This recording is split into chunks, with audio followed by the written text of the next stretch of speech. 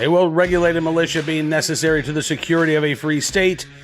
The right of the people to keep and bear arms shall not be infringed. Welcome to another edition of Bearing Arms, Cam and Company. My name is Cam Edwards. Glad you're with me on the program today. We're going to be spending some time with Larry Keane from the National Shooting Sports Foundation here in just a minute or two. A number of topics to address, including SHOT Show, which is coming up in Las Vegas next week. The One Big Beautiful Bill Act, which has now been in effect for 2 weeks, and it looks like there have been some hiccups in terms of ATF processing, and maybe even some hiccups on the industry side of things as well. And a couple of other related. One other big topic that I want to talk with Larry about was, now that we're seeing these historic declines in violent crime across the country, which is unquestionably a good thing. Is the industry prepared to pivot in any way from a focus on, firearms for self-defense to other lawful activities, including, recreational shooting, including hunting at a time in which the price of meat is sky high? I think there's a great opportunity to see both the industry and, wildlife groups and the Department of Interior, state level, Department of Natural Resources, really push to expand hunting for sustenance, quite frankly. So we talk about that with Larry as well. Anyway, it's a fascinating conversation. Larry, thanks so much for coming on the program. It's good to see you again.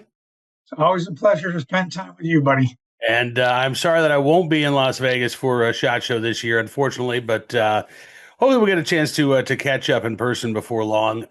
Let's talk about SHOT Show. Obviously, this is, the firearm industry's a big trade show. It seems to get bigger each and every year. It is so big. Actually, so Carrie Sloan, one of our contributors at Bearing Arms, is going to be attending SHOT Show. I think this might be her first time out there. And she was asking me, is there anything you want me to cover? And I said, well, yeah, cover the governor's forum, cover the attorney general's forum that NSSF is putting on. I said, other than that, it's like, please don't feel like you got to cover everything, because there's no way you can. There's That's exactly right. Yeah, I don't even know if you'll be able to see every booth, depending on how long you're there. But can you just give a general overview for this year's SHOT Show? Any idea of how many exhibitors, how many vendors are going to be there, how many attendees you're expecting? Yeah, I mean, like you say, every year it seems to get bigger, and that's in fact true. This will be, I'm told, the largest show in terms of net square feet of exhibit space, which is remarkable. I don't know how they figure out more ways to get people in the buildings, but they do. I think we'll be in the ballpark of 53,000 attendees, which is actually, we've been much, much higher, but we've been working to try to actually get the crowd smaller and have more quality attendees versus just quantity. As you know, it's a B2B show, so the general public isn't able to attend. So, but I mean, the number of exhibitors, I think it's something like 2,600 exhibitors. It's like 13 miles of it's like half a marathon worth of aisles. Yeah. And you think about that, that's incredible. If you went to every single exhibitor, I think the estimate is you could spend like about a minute or less at each one. So you really have to have a plan going in, and you have to wear comfortable shoes because it's a lot of walking. But, and it's, we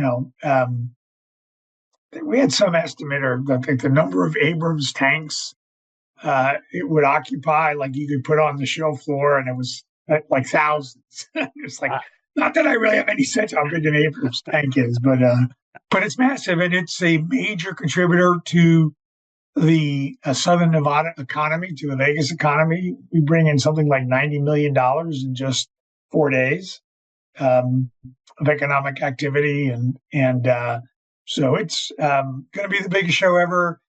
We're going to have all kinds of VIPs there, people from the White House, people from DOJ, Interior, Fish and Wildlife, Veterans Administration, House, Senate, so it's going to be massive.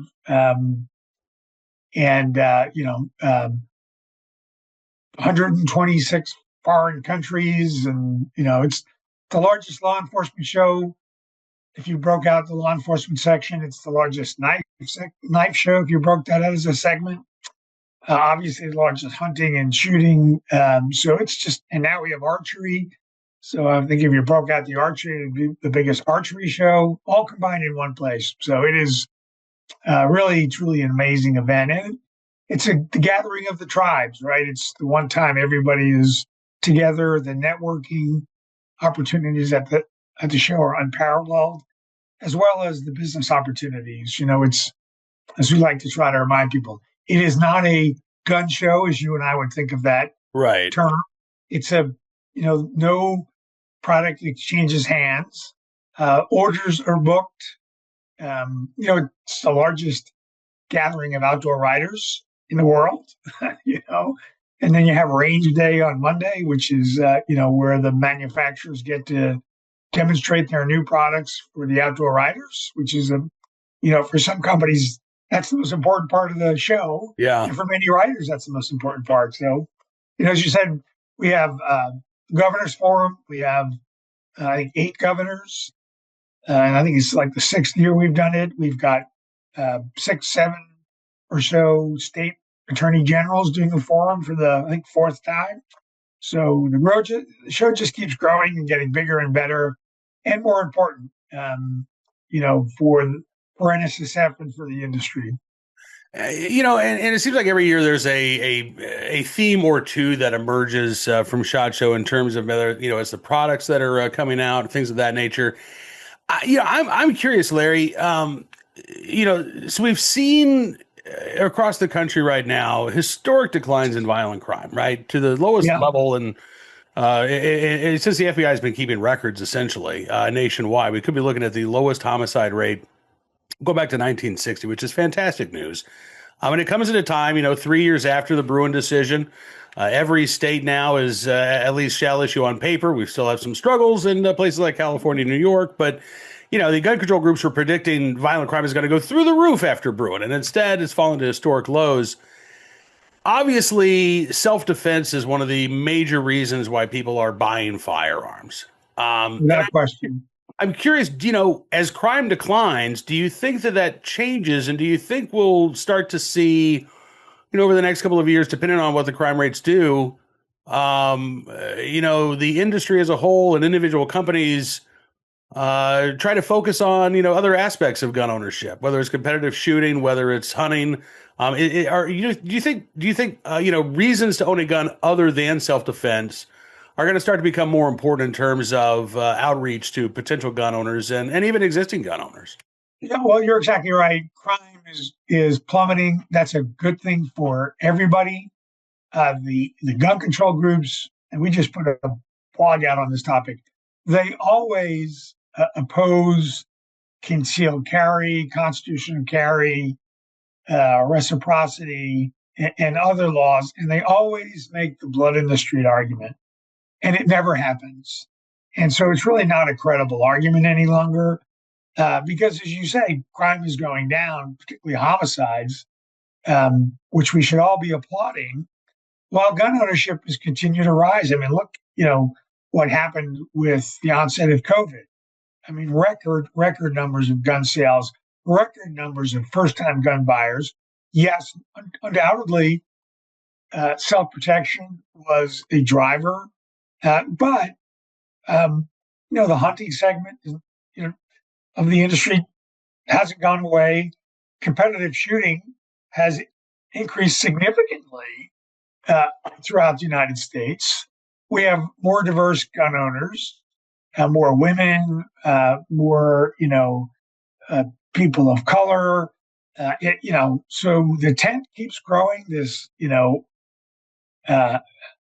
stereotype of the gun owners as being, old, pale, and stale, it just isn't true. Second Amendment is available to everybody, and gun ownership reflects that diversity that is America. So I do think, we'll see more people participate in the shooting sports, in hunting. There's some crossover there.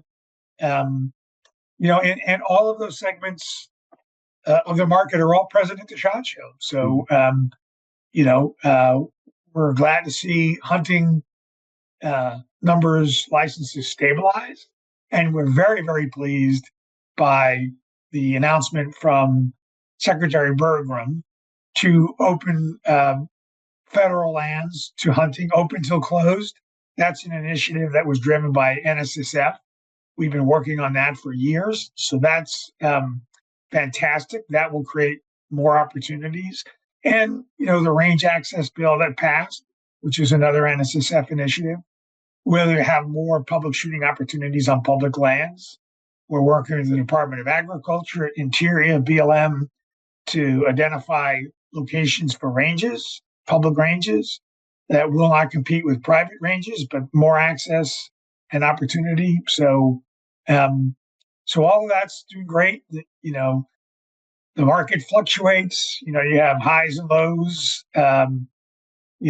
Like any industry. So compared to where we were in COVID, we've come off of the peaks. But as I like to remind people, the valley floor is much higher than it was even 10 years ago, 15 years ago. Yeah.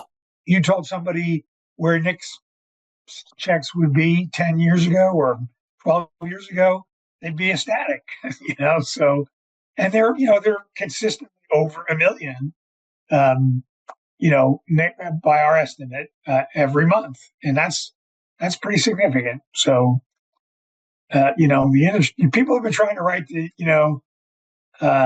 obituary for the industry for decades, and they keep getting it wrong. Yeah. Reports of our demise are greatly exaggerated. Well, and then there are the attempts to kill off the industry, For sure. from the gun control lobby, right? And plenty of stuff to talk about there too, but maybe a topic for a separate conversation. One of the good news with the new year, the One Big Beautiful Bill Act taking effect, the zero tax now on most NFA items. How are things going over the ATF? Saw the report that, January 1, ATF processed 150,000 forms. But I've also seen from NSSF, reminder that, there could be some delays, both in terms of inventory and both in terms of ATF processing things. How do you think things are going here 2 weeks into the new year? No question. There have been some challenges for ATF to keep up with the surge.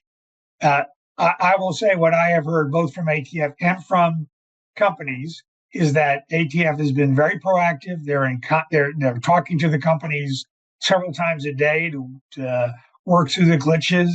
Some glitches even on the industry side have been identified and are being addressed. But ATF has a very old, antiquated IT system. I mean, their system is sort of AOL dial-up in the age of fiber internet and cloud computing and AI. So they do need more resources applied to the IT infrastructure so that they can provide customer service to the industry, which translates to being able to provide product to consumers. So, I mean, there were some who were not happy with our press release advocating industry members to call their representatives to urge, more funding for the infrastructure. And that doesn't necessarily mean a plus up in their budget. I mean, there's things like directed funding where Congress says you're getting X dollars, Y of which will be used on this. But, and they are under their budget taking a haircut of $40 million. But, we have advocated, the only reason there are e-forms at all is because of NSSF's work years ago to get funding so they could have electronic forms. And I remember a long time ago, going back to the Bush administration, talking about, like, can't we have an electronic 4473? I mean, I can order stuff on Amazon. It's not tied into some government database. There is no registry, et cetera. And so look where we are now. It's very commonplace for electronic 4473s, which benefits both the consumer, the gun owner, and the industry, as well as making things run faster. So Yeah, and I'm glad that you brought up that criticism. Folks, why is the NSSF asking for more money here? And as you say, the alert specifically said more money for IT infrastructure, not more money for ATF field agents, ATF inspectors, things of that nature. My attitude is the ATF it's here, right? I mean, there's been talk by the Trump administration to roll the ATF into the DEA, which drew opposition from virtually everybody, gun control advocates, Second Amendment supporters alike. Everybody, industry. Yeah, so the ATF as an agency exists. We should want it to function as well as possible in terms of how we are impacted, in terms of Correct. gun owners are impacted, right?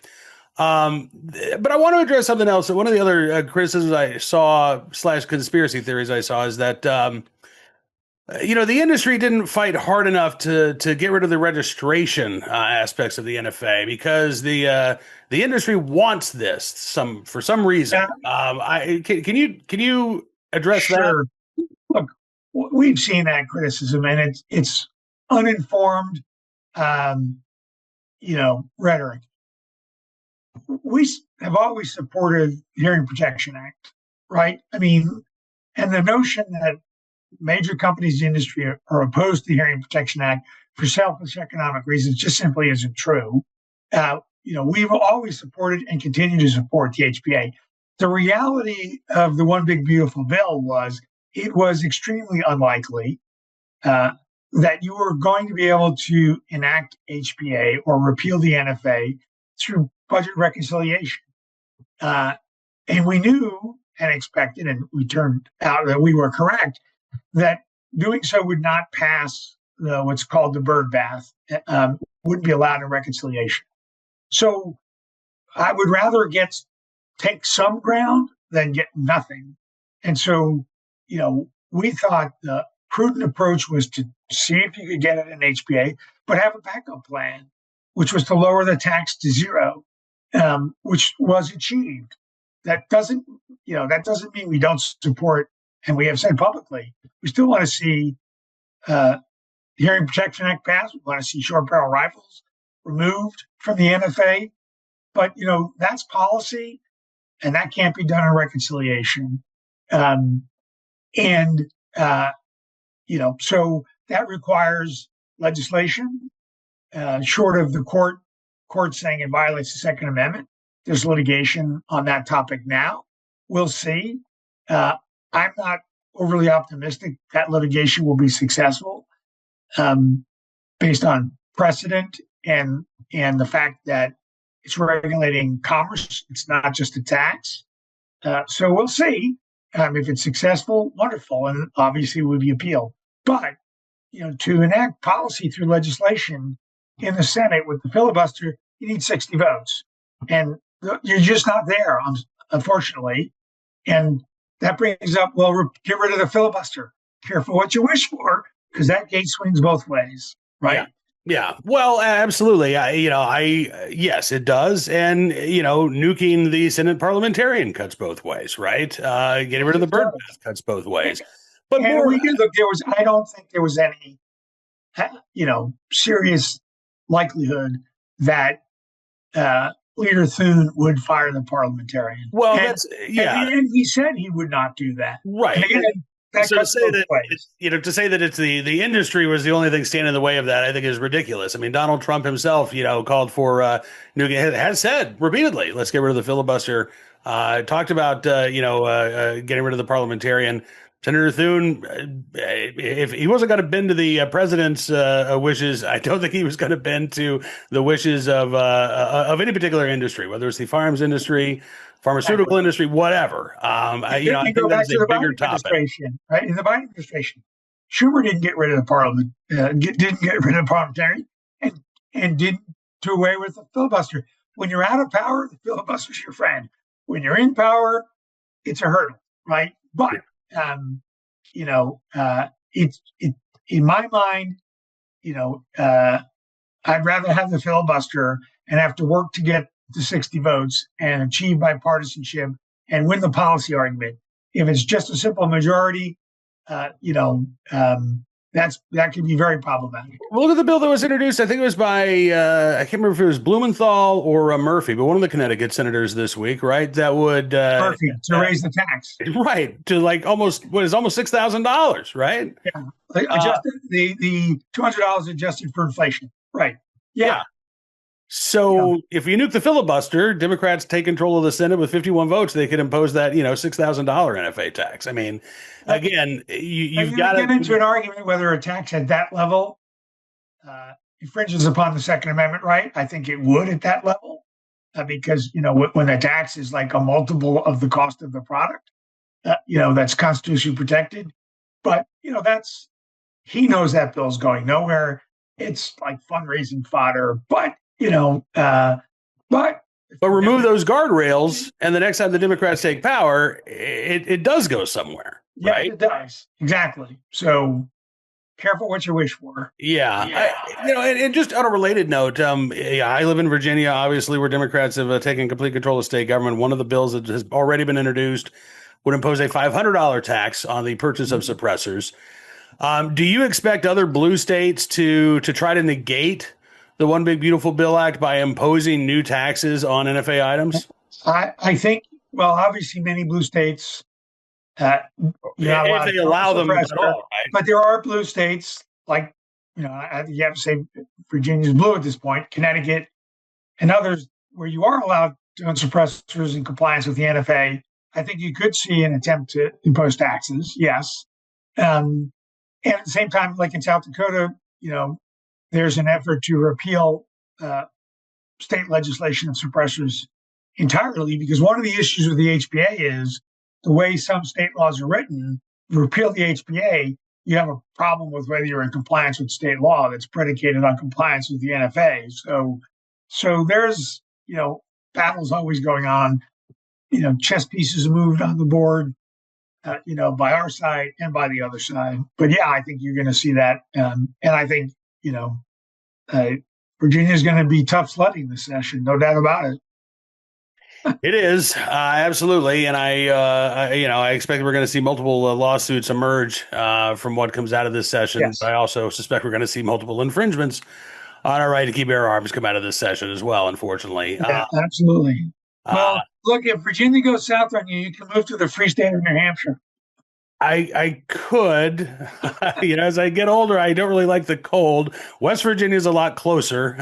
So I've said I'm staying and I'm fighting for right now, but if it gets untenable, I think, I'll be looking west, not north. We'll see. But you're entirely right. There are going to be infringements, bills to infringe, banning rifles, banning magazines, waiting periods, etc. So I think there'll be a lot of litigation in federal court in Virginia, later this year or next year. Yeah. And I can assure you NSSF will be in the thick of it. Well, hopefully by then the Supreme Court has taken up a hardware case. And, wouldn't that be nice? Yeah, wouldn't it? All right, Larry, listen, thank you so much for joining me on the program. Safe travels to and from the SHOT Show, and look forward to doing this again very soon, at least before the start of spring training. That's right. Pitchers and catches report soon. You're going to be missed at SHOT Show, buddy. I appreciate it, man. We'll check in soon. Larry Keane joining us from National Shooting Sports Foundation here on, I almost said NRA News Cam and Company, but Bearing Arms Cam and Company. My thanks to Larry for joining us on the program, and I'm sure we'll be talking to him very soon. If I was heading to SHOT Show next week, I would be taking my modern rugged leather bag with me on the airplane, because the travel's great. I actually took a road trip with it last month, planning on some road trips in the months ahead as well. From city streets to mountain trails, your gear should go wherever life takes you. And that's why in Modern Rugged Leather, every bag is handcrafted from premium, responsibly sourced leather. It's designed to look sharp, last long, and tell a story of its own. Each stitch, each buckle, each strap reflects timeless craftsmanship, and it's backed by a lifetime warranty, because quality shouldn't quit when the adventure begins. So whether it's the boardroom or the back roads, Modern Rugged Leather helps you carry confidence every step of the way. Modern Rugged Leather, modern style, timeless durability, backed for life. Life takes you places. Make sure your gear keeps up. Shop the full collection and find yours today, even if it looks just like mine, at modernrugged.com. Again, that's modernrugged.com. All right, let's turn our attention now to today's Armed Citizen story, our good deed of the day, and our recidivist report. We will start there with the story from CWB Chicago, where a man with 57 arrests to his name has pleaded guilty in what prosecutors describe as a random attack in the Loop there in downtown Chicago. And despite this violent attack and the lengthy criminal history, no prison time. No. CWB Chicago reports it was December 8th, 2022, about 9:45 in the morning, 53-year-old man walking down the street when a guy named Pierre Thorne attacks him from behind with a pipe, according to prosecutors. Court records state that the 32-year-old Thorne grabbed the object from the ground, walked behind the victim, who he didn't know, and just whacked him in the back of the head. Victim immediately fell to the sidewalk, bleeding heavily from the wound. He suffered wounds to his face as well when he hit the pavement. Lost several teeth, multiple fractures to his face and jaw, an injury to his nose, lacerations to his chin and his scalp, abrasion in his left eye. Required multiple reconstructive surgeries. And according to prosecutors, he's been left permanently disfigured.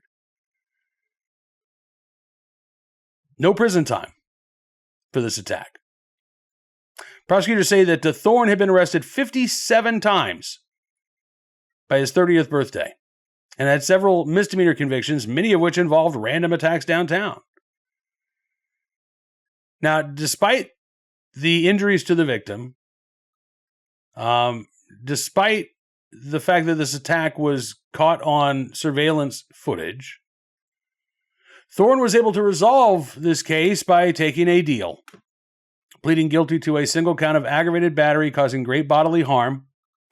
The judge sentenced him to 4 years in prison, but he received credit for the 752 days that he has spent in jail. And that, along with the standard 1 day off your sentence for every day you behave behind bars, Thorne was released. He has served his sentence. He has done his time. He is free to offend again. And I, again, am left wondering, why not take this case to trial? Maybe the victim didn't want to testify. I can't imagine. But maybe the victim didn't want to testify. That, to me, would be the only reason why prosecutors would want to offer a deal to Mr. Thorne. Because otherwise, it seems like the evidence is overwhelming. And here is an individual, as CWB Chicago reports, multiple convictions, or at least multiple guilty pleas, to similar incidents. It seems to me like this guy's a danger to the community. Is there some mental illness involved here? Maybe. Is a mental hospital where he should be instead of prison? I don't know. But I don't think he should be out walking the streets of Chicago. Because it seems to me that with 57 arrests by his 30th birthday, and some very violent assaults involved here, including this most recent case, Mr. Thorpe poses a clear danger to the community at large. He's assaulting random people. Brutally assaulting them.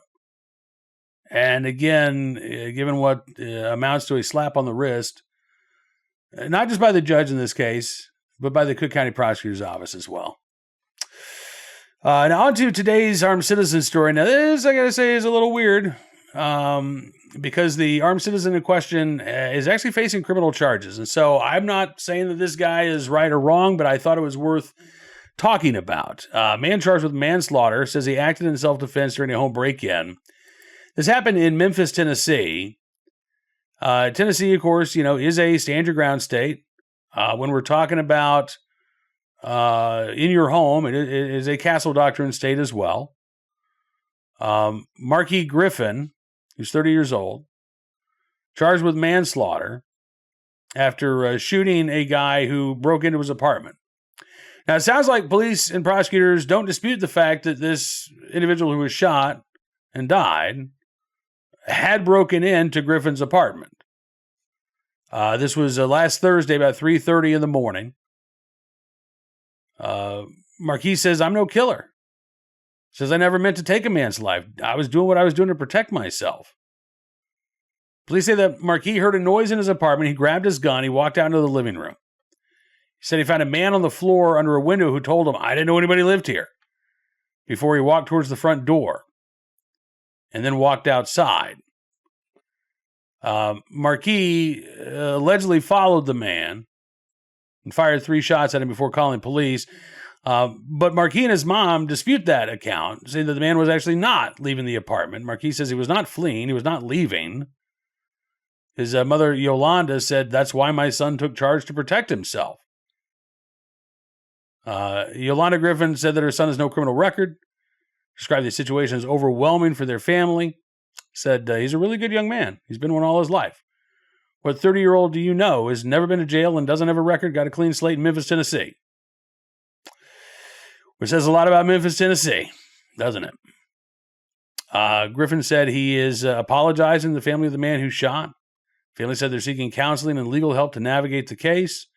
They have not yet hired an attorney. I assume that a public defender has been appointed at this point. But you need an attorney, right? And I think the question really is going to boil down to, was the individual who was shot and killed a threat to Marquis Griffin at that point? If this individual was still inside the apartment, was not leaving, and in fact was acting aggressively towards Griffin, then that would, in my view, be a justified shooting. You have a reasonable belief that your life is in danger. You've got somebody in your apartment who's not supposed to be there, who is posing a threat to you. That's a justifiable shooting. If, on the other hand, this individual had walked out the apartment door, was walking away, Griffin pursued him, and let's say the guy turned around at that point. Again, it's going to be based on whether or not there was a reasonable belief of great bodily injury or death on the part of Marquis Griffin, in order for those charges to stick if this case goes before a jury. And I don't have access to the police report. There should be physical evidence. Where were those shots fired? Were the shots fired from inside the apartment? Were the shots fired outside the apartment? The individual was found outside of the apartment. Is there any sort of blood trail that leads from inside the apartment, outside the apartment? Is there, again, what evidence is there to show that this intruder had not left when he was shot? And if Griffin really did shoot this intruder while he was in the apartment as opposed to outside, as the man was trying to walk away, as police allege, there should be physical evidence of that. Again, all the more reason to hire an attorney. We'll keep our eyes open for any more details about this case, but, again, unless there is a reasonable belief at that moment that your life is in danger or the life of somebody else is in danger, that's not going to be a justifiable shooting. If somebody's broken into your home, you confront them with a gun or without a gun, and they walk away, they are no longer posing a threat to you. Now, we can argue, let's say they walk out the door, and you pursue them, and they turn around and become aggressive. Again, is that a justifiable act of self-defense? I'm not an attorney. I would say yes, because, again, they're posing a reasonable threat to your life, or you have reason to believe they're posing a threat to your life. But is it a wise idea if there's an intruder who's in your home and then they leave your home to go after them? I mean, I don't think so.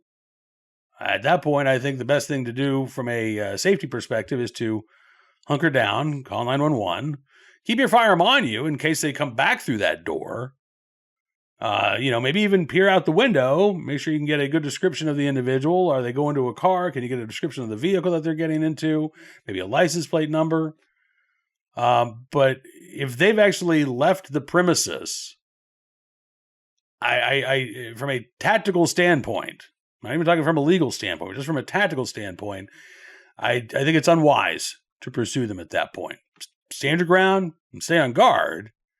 But if they're not posing a threat to you, then they're not posing a threat to you. And again, you can find yourself in a great deal of legal jeopardy if you decide to pursue them. So we will, like I said, keep our eyes on more updates on this case with the Marquis Griffin. Again, are charged with manslaughter at this point. I don't know that he's actually been officially indicted. And I certainly don't know if a jury in Memphis, Tennessee would convict him if this case does go to trial. But again, a lot of details yet to emerge in this case. Finally, today, our good deed of the day, in the right place at the right time, willing and able to do the right thing. A good Samaritan who rescued a couple of toddlers who had wandered onto a very busy road in Cocoa Beach, Florida, the A1A. The individual in question, a man named John Brittingham. According to Fox 35 in Orlando, Brittingham was driving on the A1A Sunday afternoon, and he saw these two toddlers run onto the highway. So he immediately pulled off and ran over to them. By the time he reached them, one little girl was already in the middle of the road. Brittingham said he basically had to play Frogger on the highway, trying to stop cars. He says, your adrenaline goes through the roof. You don't even think. Brittingham's a father of 5. He's also a grandfather to several kids.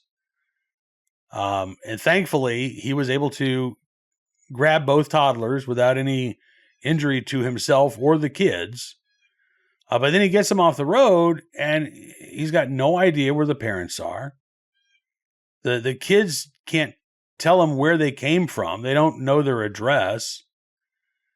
Brittingham says, anybody walking A1A is dangerous. He said, seeing 2 toddlers crossing the road by themselves is absolutely shocking. He said, I couldn't believe it.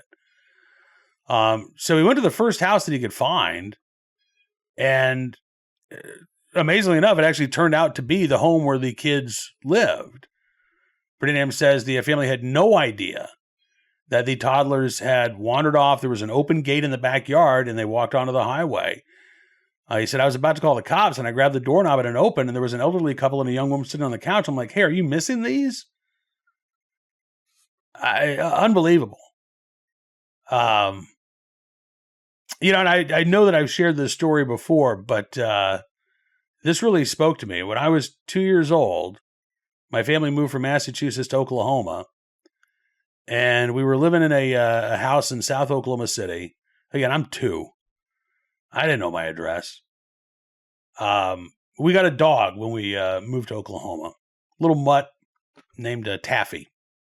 And Taffy and I don't remember any of this, but the family lore has been passed down. Taffy and I were playing in the backyard one day. And my mom went inside to make me lunch. And I somehow managed to get the back gate open. And Taffy and I wandered out into the neighborhood. And we wandered out from the side street onto Southwest 89th Street in Oklahoma City, which is one of the main thoroughfares. At that time, I think it was 5 lanes, 2 lanes in each direction, and then a center lane where you could turn left or right. I'm walking down the center of the road with my little dog. And a couple of very nice older ladies started following me. Apparently, I was losing my mind. I was, in tears, crying. I'm sure I was freaked out. I couldn't tell these ladies where I lived. I didn't know. We just moved there. But I certainly didn't know the address. Didn't know my phone number at that point. Right? I'm 2. And even though we'd only had Taffy for, at that point, like maybe 2 months, these ladies were able to follow the dog home, where my mom had already called police when she realized I was gone. But these, nice older ladies found me before the police did and brought me back home, thanks to my dog Taffy, who was a great dog and was with me until I think I was 15 years old. So anytime I see a story like this, I can't say I have flashbacks because, again, I don't remember any of that. But I have been in a similar situation, and if it were not for the actions of those good Samaritans, I might very well not be here today. And if it were not for the action of John Brittingham, those toddlers in Cocoa Beach, Florida, might not be here today. A tragedy averted because John Brittingham was in the right place at the right time and willing and able to do the right thing. So, John, we thank you for your very, very good deed. All right, that is going to do it for this edition of Bearing Arms Cam and Company. My name is Cam Edwards, and I appreciate you being a part of the show today. Please be sure to check out bearingarms.com throughout the rest of the day. We're keeping you abreast of all of the latest Second Amendment gun information. It's the first day of the legislative session in Virginia. 2 more bad bills dropped overnight. There are more to come. But we've got the latest for you there. John Petrolino's got a piece on a split decision, but one with some positive aspects out of the Second Circuit regarding New York City's laws for gun stores. And much more to be found there at bearingarms.com. We'll see you back here tomorrow. Until then, be well, be safe, keep your kids out of traffic, but let them be free.